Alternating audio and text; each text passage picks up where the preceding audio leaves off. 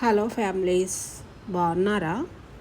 నేను ఇప్పుడు 2 చిన్నవి డ్రాగన్ ఫ్రూట్స్ తీసుకొని తొక్క తీసేసి ముక్కలు పీసులుగా చేసి మిక్సీ జార్లో వేసి మెత్తగా బ్లెండ్ చేసుకున్న పేస్ట్ లాగా చేసిన దాన్ని మనం స్టవ్ మీద గిన్నె పెట్టి 2 గ్లాసులు పాలు తీసుకొని తీసుకోవాలి. పాలని అలా మరుగుతున్న దాంట్లో కొంచెం బెల్లం పొడి, పసుపు వేసానండి. వేసి ఇప్పుడు మనం మెత్తగా పేస్ట్ చేసుకున్నాం కదా ఆ డ్రాగన్ ఫ్రూట్, అది వేసి డ్రాగన్ మిల్క్ షేక్ చేస్తున్నా. ఆ పేస్ట్ వేసేసి మొత్తం పాలలో కలిసేట్టుగా మనం కలుపుకోవాలి. అప్పుడు ఈజీగా టేస్టీగా డ్రాగన్ మిల్క్ షేక్ రెడీ అయిపోతుంది. బాయ్.